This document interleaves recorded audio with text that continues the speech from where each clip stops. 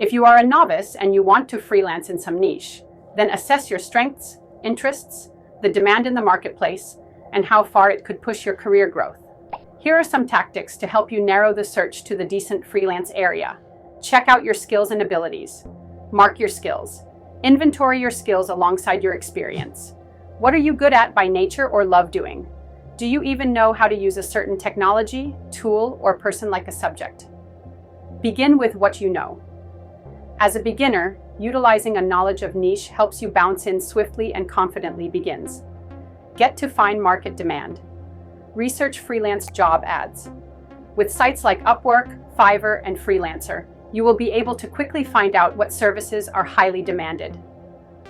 Only check which job postings tend to be the most common in these spheres: graphic design, writing, digital marketing, and web development, among others. Explore niche communities. Get into different online forums or groups concerning freelance work to see what kinds of conversations people are having and what kind of pain they're having that you could alleviate through your services. Watch freelance sites.